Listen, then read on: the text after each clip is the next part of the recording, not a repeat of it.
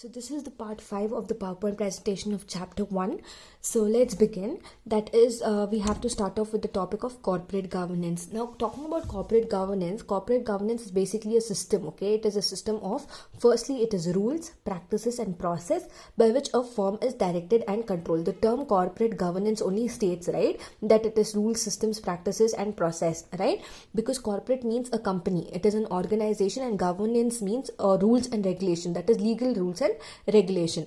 Next is corporate governance essentially involves balancing the interest of companies' many stakeholders. Stakeholders include shareholders, customers, suppliers, financiers, creditors, your entire community at large. Okay, stakeholder and shareholders are two different things. Shareholder means only the person who owns the share, okay, but stakeholders includes everyone in general. So this is the meaning of corporate governance. Next, framework of corporate governance. Framework of corporate governance is the explicit and implicit contracts between the company, that is explicit is external and implicit is internal, contracts between the company and the stakeholders. Who are the stakeholders? It includes shareholders, creditors, debtors, customers, etc. in general, okay?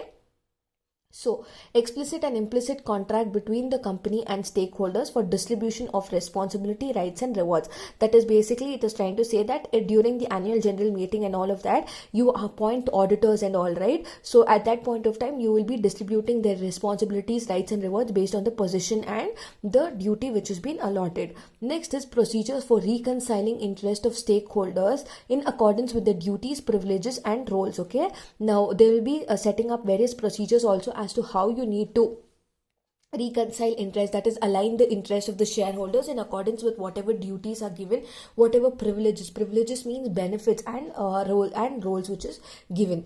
Okay, procedures for proper supervision, control and information flows to serve as a system of checks and balances. So when everything is done in a proper systematic manner, then information flows in a very systematic manner, and also to balance it becomes very easy.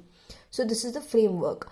Next, you have the characteristics. We do not have to explain much in detail. The characteristics is but you will have to take down the explanation from the textbook. Firstly, it is discipline. Discipline is because because it is about rules and regulation. Transparency, that every information has to be made available by the company and the auditor to the shareholders, stakeholders. Then accountability, that you need to maintain books of accounts and you need to disclose the profit and loss and the balance sheet. Then independence, then responsibility. Okay, fairness again, it is just like transparency. And social responsibility is nothing but to create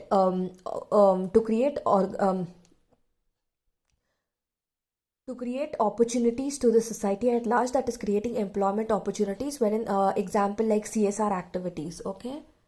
Next is scope of corporate governance. Scope of corporate governance is firstly your accountability. Transparency, we just discussed in the previous slide.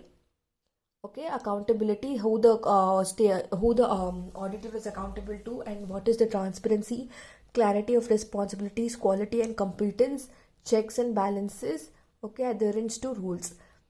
Now, talking about the objectives of corporate governance, it is to eliminate what is the main purpose. Why do you want corporate governance? What is the main purpose is basically to eliminate or to mitigate conflicts of interest, particularly those between corporate managers and shareholders. Basically, petty issues arise, unwanted, unnecessary issue arise, right? So basically, in order to, you are removing all of these conflicts, okay? Whatever could be the conflict, whatever could be the reason because of which it could lead to fights between corporate managers and shareholders, you are mitigating and removing the conflict of interest. Next is to ensure that the assets of the company are used efficiently and productively and in the best interest of its investors and the other stakeholders, okay? So whatever the assets of the company are, it is used in best interest and it is used in a very effective manner, and hence you are generating a maximum productivity out of the assets, as well as you are generating a lot of return on the investments. Next is elements of corporate governance. Now let's look into what is the elements. What is the most important components? These elements are components or elements. What does a corporate governance constitute? Good board practices, control environment, transparent disclosure, well-defined shareholder side and board commitment. These are basic elements of corporate governance. So in order to for a corporate governance to be effective, they have to have these following elements, and they have to practice all of these elements. Next, you have your setting strategy and structure about how you have to go about your corporate governance. That is how you need to do it is, firstly, you need to review and evaluate your present or future opportunities. Okay, what is the present opportunity that is available for the organization, and what could be the future opportunities. Next, after that, you have to analyze your weaknesses and threats. Then what are your factors that could affect your business. Okay, then after that, it is you have to determine a strategic option. That is, once you analyze your strengths, weaknesses, your opportunities, etc., then you have to then you have to prepare strategies, okay, so that you can take advantage of that particular opportunity. And you have to prepare a plan and implement that plan. Then after you've done that, you have to determine the business strategies and plans underpin the corporate strategy. Basically you need to implement, then keep a constant check on that particular strategy to see if that particular strategy is helping you to achieve towards your goal and achieve success. Next is ensure that the company's organization structure and capability are appropriate for implementing chosen strategies. Firstly, when you're analyzing and you're preparing a strategy, you are analyzing your strengths and weaknesses and preparing your a strategy based on the opportunity provided. You also have to see before implementing whether the organization structure is very flexible enough to implement all of this, or in case if the organization structure will generate success if you implement, or you have to come up with a new strategy. So you have to keep all of this in mind while you're developing a strategy. Next is delegate to management. Delegate to management is delegating authority to management. Okay, that is, you're delegating the authority to management, that is to monitor, to evaluate the implementation of whatever policies and strategies are implemented and how the business plan are. Next, you need to determine monitoring criteria to be used by the board, ensure that internal controls are effective, and communicate with the senior management. So all of this has to be delegated. That means that has to be communicated to the management. Okay, this information has to be taken care by the management. Moving on to your next topic, you have the general duties of director. Sorry, we've already discussed the general duties of director. I will be discussing it in general for you all, not being going in depth again.